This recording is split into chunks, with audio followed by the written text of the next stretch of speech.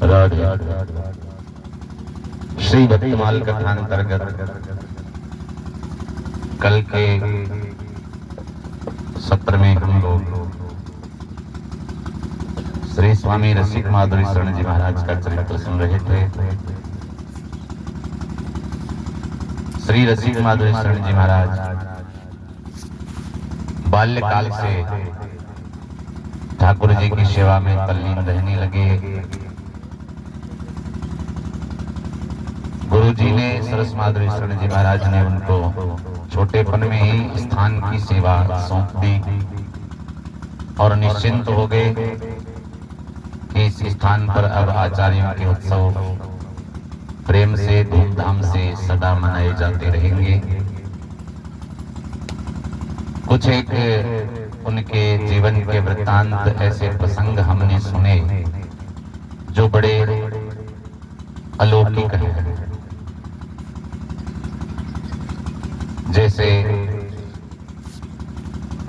कल के प्रसंग में हमने सुना था कि उत्सव पर जो रासलीला होनी थी उसमें प्रिया जी को श्रृंगारी ने हरी पोशाक नहीं पहनाई थी, गुलाबी पहनाई थी, जबकि महाराज ये चाहते थे कि प्रिया जी हरी पोशाक धारण करें। तो जो स्वरूप श्रृंगारी जी ने बनाया प्रिया जी ने हट कर लिया, रास में जाने से मना कर दिया, हरी पोशाक हम धारण करें। महाराज के मन की बात साक्षात श्री राधा रानी ने जान ली और उनकी बात को जान करके हरी ही पोशाक धारण करें। तो ऐसे अलौकिक प्रसंग हम संतों के चरित्र में सुनते हैं। इसलिए साधक को, भगवत भजन करने वाले को भक्तमाल का आश्रय अवश्य लेना चाहिए। और इसीलिए श्री प्रियादास जी महाराज एक पंक्ति कहे हैं अपने कवित्व में कि बिना भक्तमाल भक्ति रूप अति दूर है। भक्त चरित्रों से, संतों के चरित्रों से ही हम यह जान पाते हैं कि कौन से भक्त ने किस विधि से भजन पूजन किया, कैसे भगवान उससे रीझे, कैसे उसके जीवन में परमात्मा आए, कैसे दर्शन हुए, क्या क्या लीलाएं भगवान ने उन भक्तों के साथ करी और उनसे सुन करके, उन चरित्रों से सीख करके हम भी वह मार्ग अपना सकते हैं। इसलिए हरि भक्तन के चरित्र सुनी, रीत प्रीत की सीखी। भगवान से प्रेम करने की रीति हरि भक्तों का चरित्र सुन करके ही सीखी जाती है। आज का मनुष्य प्रमाण सापेक्ष मनुष्य है, क्योंकि विज्ञान का युग है और इसमें बिना प्रमाण के कोई बात नहीं करता। तथ्य आधारित चर्चा ही होती है। साइंटिफिक रीजन हर चीज का मनुष्य मांगता है, ऐसे विश्वास नहीं करता। तो प्रमाण सापेक्ष मनुष्य के लिए भक्तमाल ही प्रमाण है इस समय में, क्योंकि ये जो चरित्र हम सुन रहे हैं ये कोई पुराने युगों की बात नहीं है, अभी 100-150 वर्षों पहले की बात है। इसलिए याते सुन के प्रेम सो भक्तमाल नित बाँची। सदा भक्तमाल का सेवन करना चाहिए, थोड़ा बहुत ही सही। भक्तमाल की कृपा बड़ी सुंदर होती है, कई संतों पर हुई है। तो इस कथा का आश्रय जीव साधक जरूर लेवे, संत कृपा सहज में प्राप्त हो जाती है। इससे महाराज श्री रसिक माधुरी शरण जी सरसकुंज में सेवा में हैं। एक बार सरसकुंज की सेवा में जो शालिग्राम जी हैं उनको एक खेल सूझा लुका छिपी करने का। भक्तों के साथ बड़ी विचित्र लीलाएं भगवान करते हैं। आज के हमारे बरसाना परिक्रमा के जितने भी दर्शन हैं, सब भक्तों के साथ लीलाओं से ही जुड़े हुए हैं।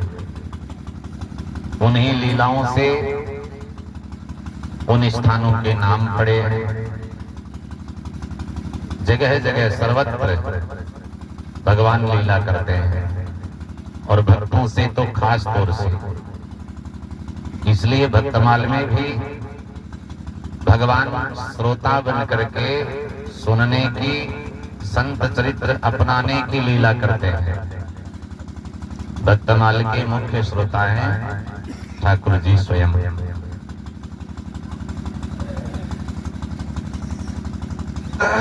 तो शालिग्राम जी को लुका छिपी खेलने की सूझी।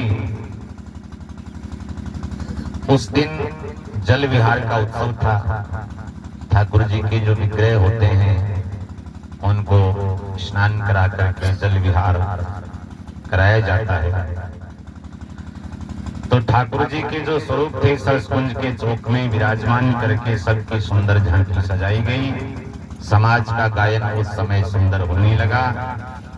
फुहारे लगाए गए, फुहारों की ठंडी ठंडी बूंदें जो है श्री ठाकुर जी के ऊपर पड़ती है, मानो भगवान उन बूंदों के साथ ही क्रीड़ा कर रहे हैं।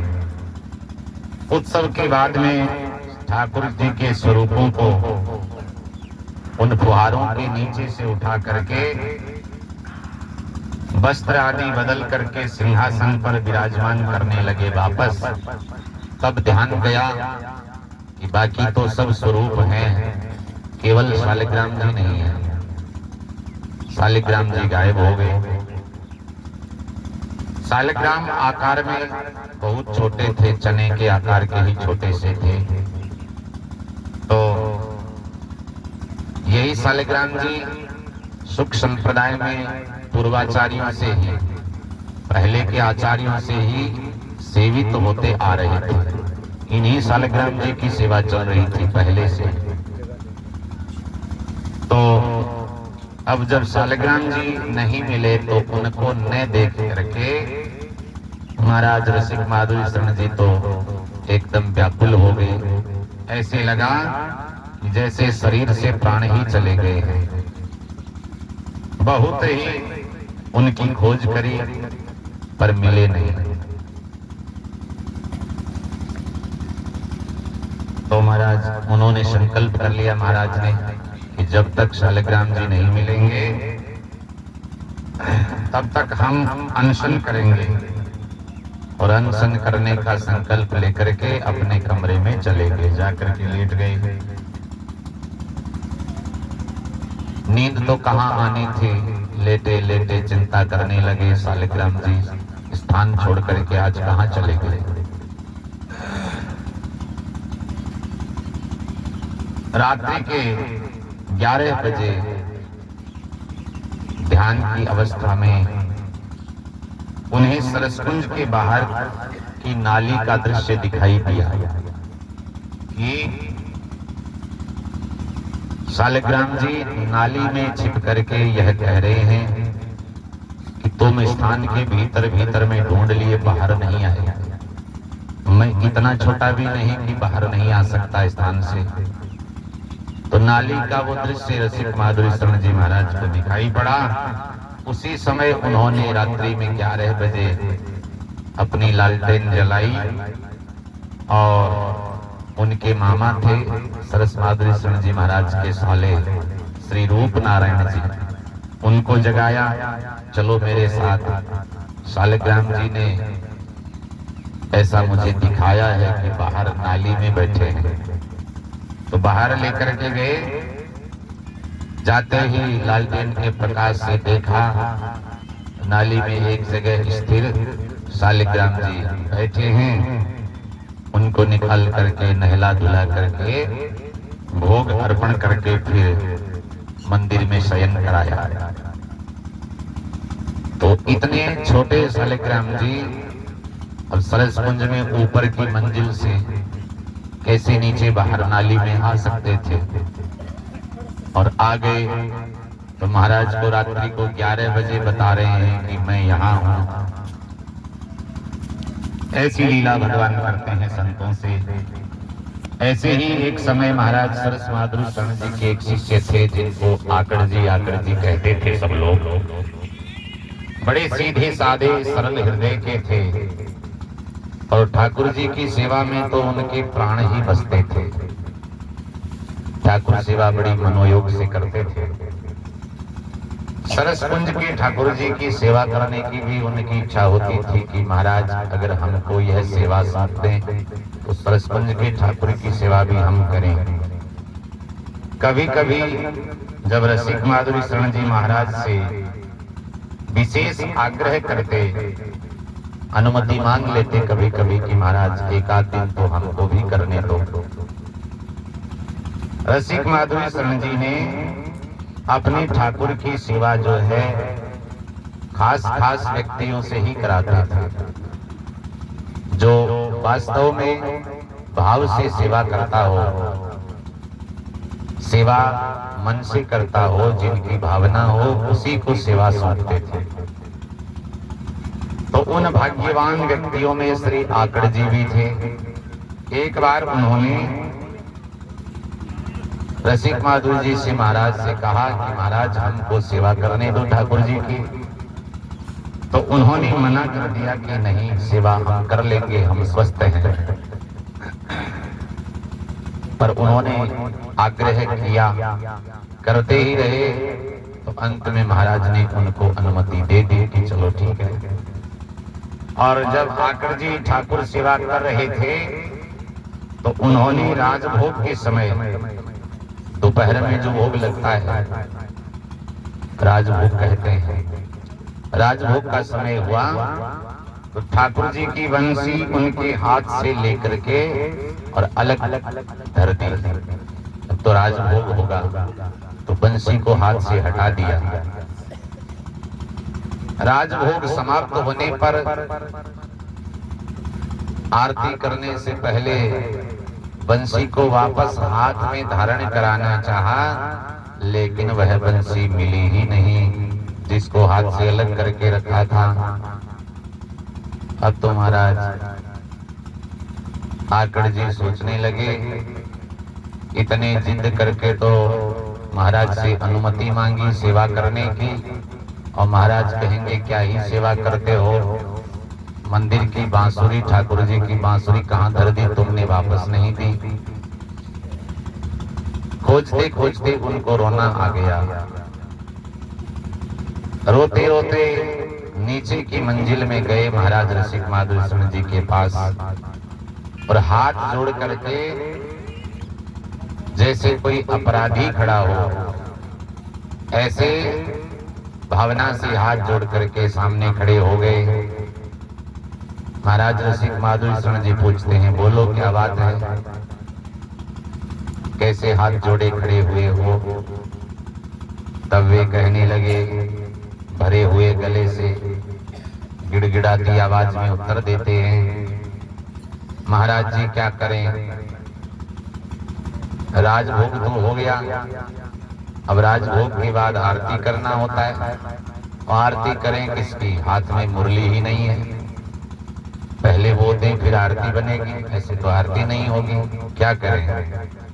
और बंसी मिलती नहीं, मैंने खूब ढूंढ लिया, हेत लिया, मुझे तो ऐसा लगता है ठाकुर जी ने स्वयं ही उस बांसुरी को छुपा दिया है, मंदिर से बाहर तो जानी नहीं चाहिए। तो महाराज हंसते हुए आकड़ जी से कहने लगे, आकड़ जी तुम भी क्या बात कहते हो, ठाकुर जी की सेवा के लिए तो जिद कर लेते हो, आज मैं करूंगा, आज मैं करूंगा, और ठाकुर जी को भोग वही रोज रोज का जो बनता है एक ही लगा देते हो, कुछ विशेष भोग लगाया करो। जाओ देखो ठाकुर जी के सिंहासन की जो बिछावन है उसके नीचे मिल जाएगी। उन्होंने जाकर के देखा, ठाकुर जी के सिंहासन के बिछावन के नीचे तो बांसुरी वहीं प्राप्त हुई। बिछावन के नीचे ही रखी थी। रंगीले ठाकुर जी जानबूझ करके छिपा लिए और महाराज से यह कहलवाने के लिए कि भैया कभी कभी तो खीर हो जाए, रोज ही दाल रोटी तो विशेष भोग लगाया करो। विशेष भोग का प्रावधान इसीलिए, रोज तो नहीं पर कभी कभी तो ध्यान दिया करो, इसलिए बांसुरी छुपा ली। महाराज ने बताई सिंहासन के वस्त्र के नीचे, तो वहीं पाई। श्री रसिक माधुरी शरण जी अब ठाकुर जी की स्वयं सेवा नहीं करते थे, लेकिन सेवा का पूरा ध्यान रखते थे। इससे ठाकुर जी प्रसन्न रहते थे। भाव से सेवा करते हैं, पूरा ध्यान रखते हैं। अगर कोई दूसरा भी सेवा करता है तो ऐसा नहीं कि उन्होंने जैसा चाह कर दिया। एक बार जब वे वृंदावन गए थे तो पीछे उनके मामा जी थे श्री रूप नारायण जी, उन्हीं को ठाकुर जी की पीछे से सेवा करनी थी। और वृंदावन में महाराज को कई दिन लग गए, वापस नहीं आ सके। इधर ठाकुर जी की सेवा करने वाले शयन करा करके ठाकुर जी को और पानी की छोटी सी झारी भूल से पलंग पर ही एक तरफ रख दी।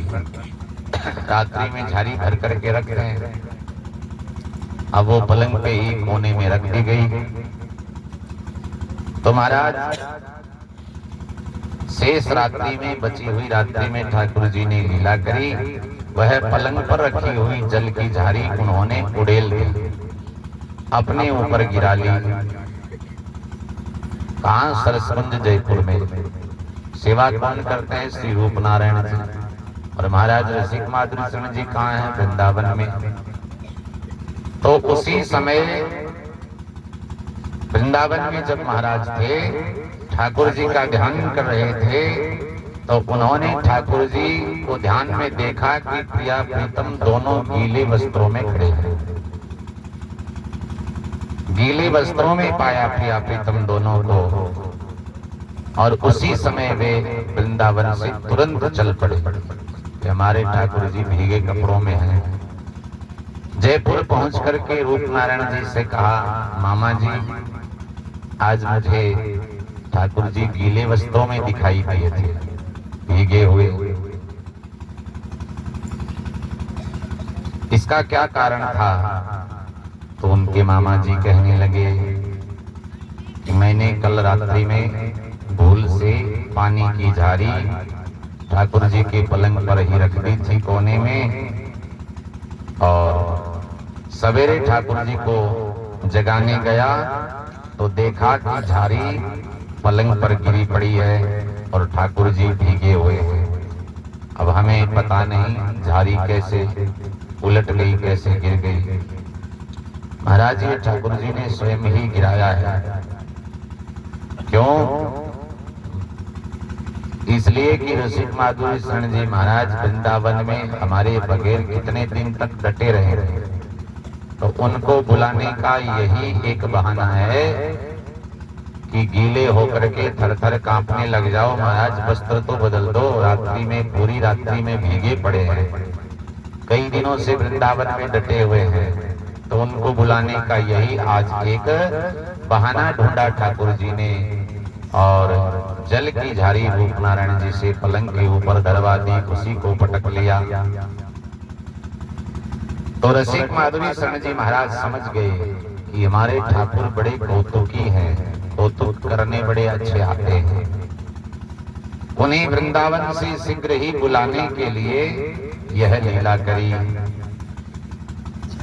सरसकुंज में एकादशी की रात को जो भजन कीर्तन होता था, उसमें खास तौर से एकादशी के रात्रि के समाज में सर्वसाधारण के लिए प्रवेश नहीं था, आम जन के लिए प्रवेश निषिद्ध था। केवल जाने समझे भक्त ही उसमें सम्मिलित होते थे, पर आचार्यों के उत्सव में ऐसा कोई प्रतिबंध नहीं होता था।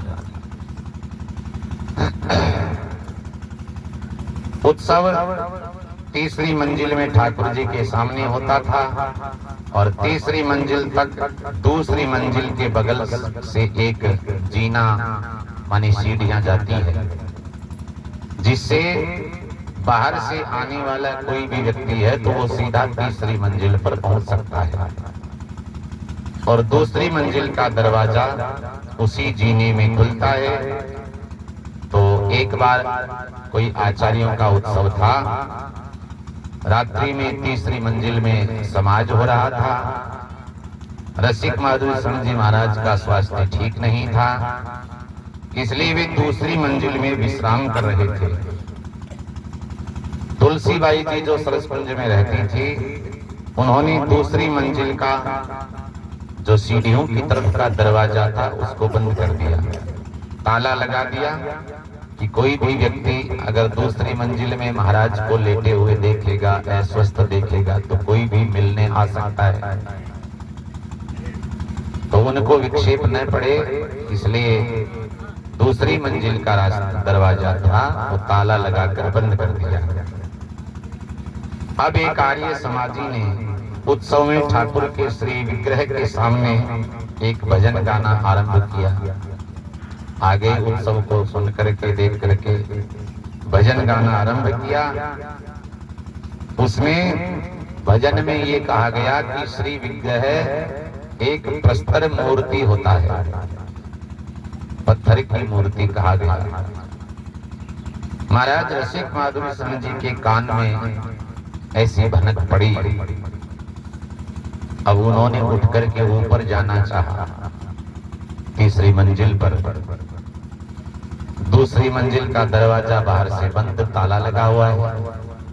तो दरवाजा बंद देख करके दरवाजा खटखटाया, लेकिन ऊपर की मंजिल पर भजन कीर्तन हो रहा है, सुनेगा कौन? किसी को सुनाई नहीं पड़ा। तो महाराज रसिक माधुरी शरण जी उस अवस्था में न जाने कैसे किधर से ऊपर पहुंच गए। जाकर के उस आर्य समाजी का गाना बंद किया। जब दूसरी मंजिल की चाबी मांगी तब सब लोगों को आश्चर्य हुआ कि ये तो दूसरी मंजिल में सो ही रहे थे और ताला बाहर से लगा हुआ ही था। अब दूसरी मंजिल में सोए हुए महाराज जी ऊपर आ गए हैं और अब बाहर से ताला खोलने के लिए चाबी मांगी जा रही है। आए किधर से? ये तो भगवान जाने। सबको आश्चर्य हुआ कि वे ऊपर कैसे चले आए। पर आकर के उन्होंने वही ध्यान दिया करें। इसलिए ऐसे विशेष पर्वोत्सवों को जो भावुक जन है, परिकर के लोग हैं, संख्या चाहे कम हो, आनंद से समझने वाले लोगों के साथ मिलकर के मनाना चाहिए। ठाकुर जी साक्षात श्री विग्रह में भी वही स्वरूप में है। प्रस्तर मूर्ति जब उस आर्य समाजी ने कहा तो अगर वो होते तब तो महाराज वही पिंड पाषाण का शरीर इंसान का होता है। तो दूसरी मंजिल बंद, बाहर से ताला, और उनको मानने वाले, उन ठाकुर जी को मानने वाले जिनको हम पत्थर की मूर्ति कहते हैं, उनको मानने वाले बिना चाबी ताला खोले तीसरी मंजिल पे जाकर के उनको बंद करा दिया। तो यह लीला कैसे हो सकती है?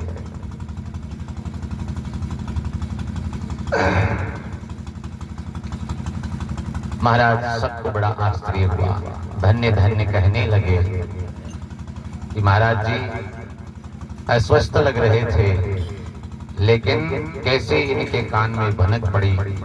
हम तो यह सोच करके बंद किए कि इनके मिलने वाले इनको देख करके आने जाए, इनको विक्षेप होगा, जो भी आएगा सीधा ऊपर चला आएगा। पर ये अब बाहर आकर के ताले की चाबी भी मांग रहे हैं और इन गाने वालों को भी उन्होंने बंद करा दिया है। बड़ा आश्चर्य हुआ। ऐसे संत चरित्र अलौकिक घटनाओं से, वृत्तांतों से भरे होते हैं। इनमें साक्षात श्री ठाकुर जी महाराज स्वयं ऐसी लीला संपन्न करवाते हैं वे उनके साथ होते हैं और उनकी भगवान की उनके भक्तों की ऐसी अलौकिकताएं हम सब लोगों के जीवन में श्रवण के लिए मनन के लिए जरूरी है कि हम भी उस पथ के पथिक हो जाएं। शेष भाग हम महाराज का चरित्र का कल श्रवण करेंगे। आज की हमारी यात्रा यहीं से